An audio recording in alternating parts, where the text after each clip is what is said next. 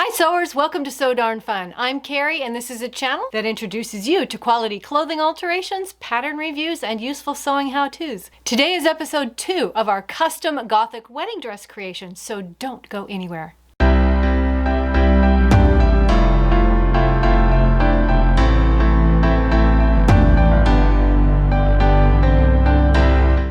I'm very happy to say that my client was willing to come on screen to let us view her fitting. She's game for whatever footage that we want to show, so thank you to Kaitlyn. I challenge you to watch this video because there is a mistake that I make, and I think that some of you are going to catch it before I do. So we're going to pick up here at the first real fitting. Kaitlyn brought her mom with her, so you'll hear her occasionally in the background behind the camera as they lovingly banter back and forth. So let's go in and spy on us during this fitting and see what we're up to. Okay, so let me try to figure out what we need to do first.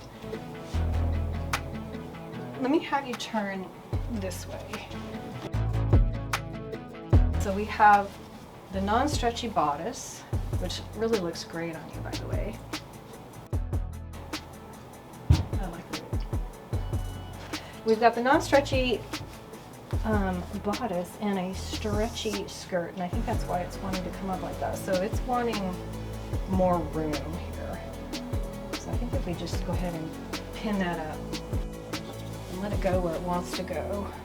You'll notice that the skirt wants to fold up onto the bodice portion, and I decided to pin the skirt fold to the bodice where it wanted to lie. So this might not be the same all the way around, being that her body's not symmetrical.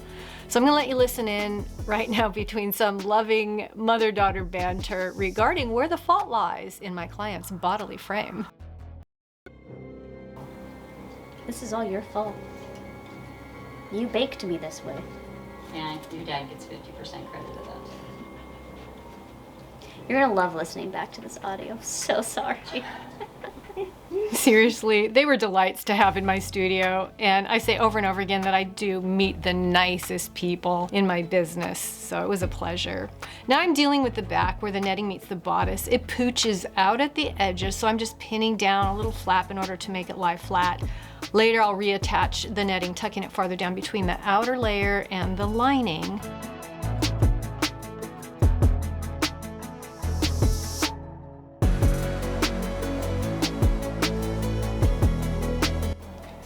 Probably going to look different once we gain some width in this, so we'll at least try this, and then that's all going to be close together. I love this diamond. You see that? Mm-hmm. That diamond in the back. And then just imagine a few like little crisscross. I love how the back looks. That shape is really pretty. I was thinking of actually deconstructing this little guy because I loved the D-rings. Ooh. And rather than a real solid, bulky, regular satin loops and laces that I would make, I liked that better. Yeah. But I think if I can make it more sturdy using those little D-rings with, then I could spread this apart and kind of get an idea of what that would look like back there. I just like that. So are you okay with using that silver? Okay. I'm cool with that. I think that would be kind of cool. This is like two artists coming together and creating together. That's how it feels. That is what it feels like. I enjoy actually talking with you and working with you through, just ideas and, melding together. That's why we get along so great, just saying. What are your thoughts so far? I'm very excited. Are you? Yes. And I think it'll definitely make a difference when this is flat, obviously. Mm-hmm. I'm like, where do I put my limbs?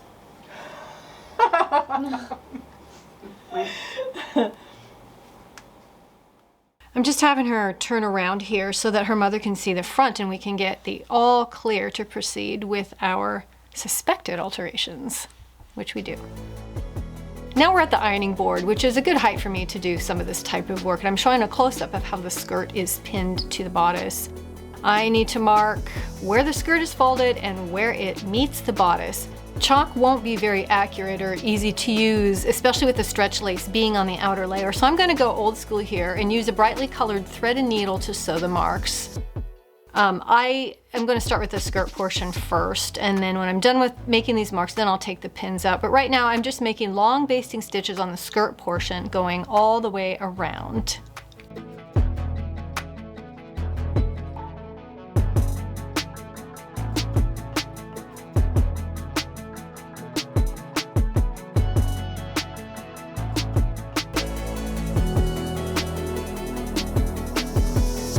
Here's what it looks like when I'm done stitching that row.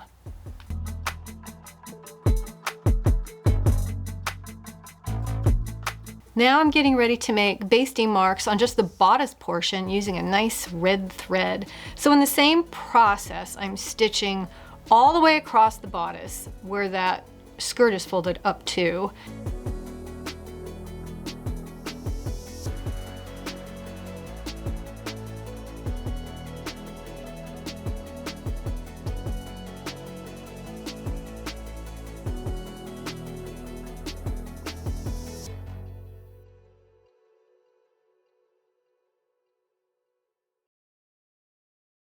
With the markings done on both the bodice and the skirt, it's finally time to take out those pins. Notice my cute little hedgehog wrist pin cushion I made. I'm linking a quick video up at the top here where you can also see how to make it.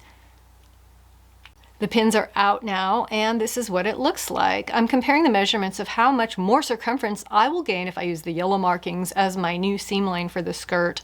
I needed to gain at least 2 inches in circumference at the waistline. So next, I need to unpick the stitches that are holding this skirt to the bodice and basically separate the bodice from the skirt. So bear with me as I talk with you through this next portion, because it's just hearing my reasoning out loud that finally clues me in to my big mistake.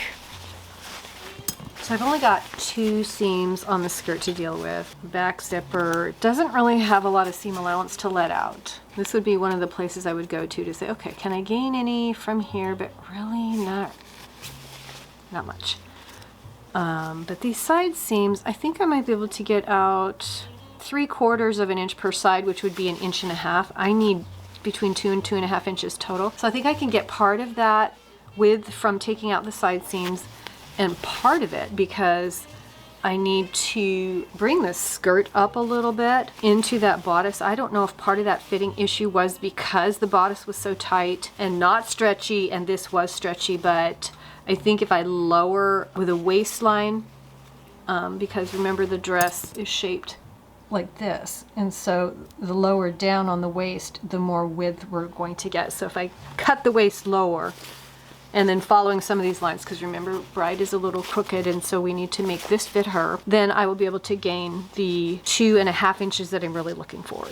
What I'm going to do now is take out as much as I possibly can on both the lining and the outer fabric.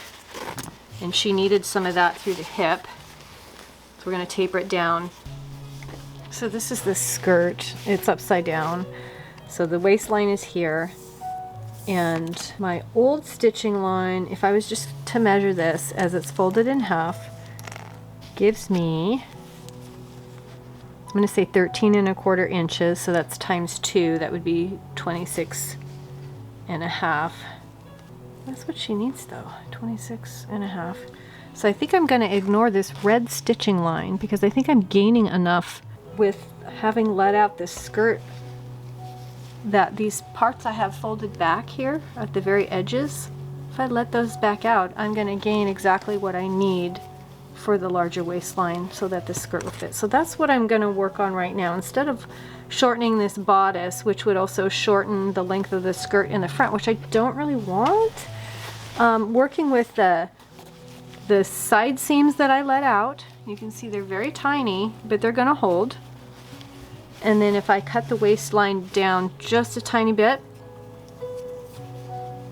we're going to gain a little bit more.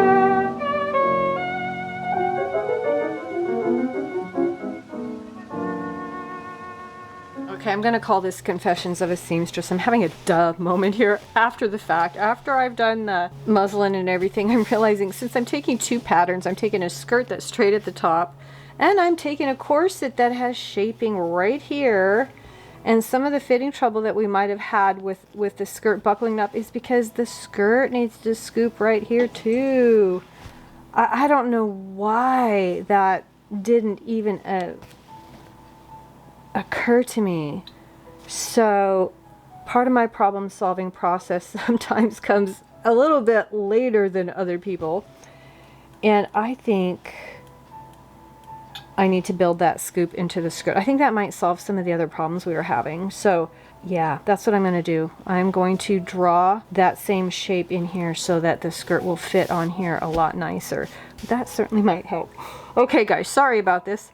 Sometimes I go through these processes and other people figure it out a lot quicker than me, and you might be one of them. So if you're rolling your eyes, roll away. I'll get there.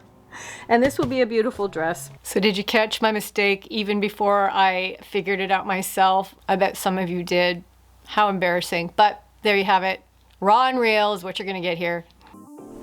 With the new shape cut into the skirt, this lies a whole lot nicer than it did before. I'm glad that I finally had that dumb moment to figure that out. Let's look at the back. So I've taken in right here some of this netting. So what I'm going to do now is I'm going to prepare this backing for those laces. Let me get those laces so you can see what I'm going to put in. Okay, here's a quick view of this little contraption that I bought on Etsy, and I liked it because I love the look of that grosgrain ribbon, and they have little D-rings, which I thought were really cool. Now these are different than the loops and laces that I make from scratch for bridal dresses that really need a super sturdy lace up. This one doesn't need to be super sturdy because there's shoulders that are going to hold this dress on her. So this is mainly for looks and to just kind of hold this just a little bit taut.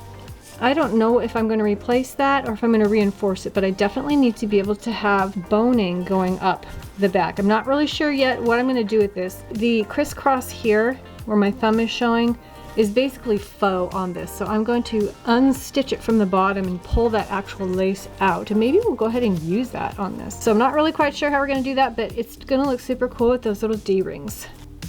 Just a quick shot here of unpicking those stitches, holding the lace-up contraption together. That's so cute. Okay, so now I have these two D-ring strips, and I have this long grosgrain ribbon. Okay, so this is what I'm thinking. Because I really love these little D-rings and the way they're sewn on to these grosgrain ribbon strips, yet the little strips that are holding on these D-rings is raw. The edge is raw.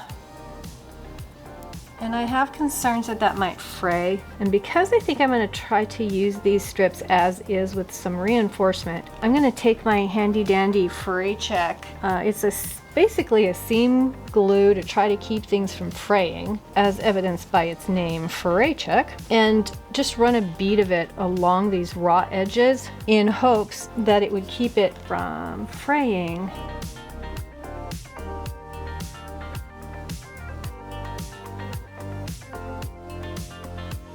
Okay, I'm gonna let those dry and then I'll figure out what it is I want to do next. Because everything on this dress I pretty much have to make up. I have to do some trial and error at times, and sometimes I don't know if things are gonna work. Sometimes I know they will. This is the first time that I will not have made my own loops and laces, but I have an idea. I've got a piece of, this is a double fold bias strip that I happen to have. I only need 5 loops worth on each side, so it's not even half of this. But if I sew this onto the back of these strips, it's exactly the right width. I can sew it on this side and on this side, making a nice channel for a piece of boning. So let's work on sewing this onto these strips first before I move on to actually installing it in the dress. After a good press, those look really nice. And now we're going to set them in the dress. First stitching them like this, and then flipping them to the inside where you won't see any of this band at all. Just the loops, those cute little loops, and the little ribbon that holds them in. Let's go do that. So I've got those cute little loops sewn in, and being that I sewed that bias tape on, creating a channel, now I can slide in some boning to stabilize the back opening. I've cut the ends in a nice curved shape to reduce snagging and poking. You can see right here. I didn't feel the need to put the little fabric covers on this boning because of the many layers that were already there that will be protecting my bride from any poking through. So I just didn't feel the need to do that. Now for a quick lesson in inserting that lace into those loops, and this works for any kind of lace-up corset issue that you might be dealing with. The only advice that I can really give is to just be consistent in how you lay the laces over each other. I always start at the top by going in from the front to the back, then each lace will come out to the front on the opposite side and again from front to back, making sure that when I bring the left ribbon over to the right side, that it's always on top. It takes practice, and I don't think that there are any shortcuts. Just take the time to lace them in a consistent manner, always flipping the ribbon so that it's flat and not twisted. Otherwise, you kind of defeat the purpose of trying to make it look nice. When you get to the bottom on the real dress, you'll want to tie a nice square knot and bring the ends onto the inside of the dress so that they can't be seen. Oftentimes there will be a zipper beneath that lace up, but right here I'm just tying a bow because it's just an example. Here's my girl with the bubble wrap inside. Gives her a kind of funny shape. That is not the shape of my bride. But the main thing we're focusing on here is the loops and laces. I think those are so cute. Put a little hook in the top. This will have lace on it to kind of cover where that closure is. So let's cross our fingers and hope that the new way I put the bodice and skirt together, and we did gain some circumference, hoping that that is going to fit her better. So maybe we're gaining some ground here. That is my hope.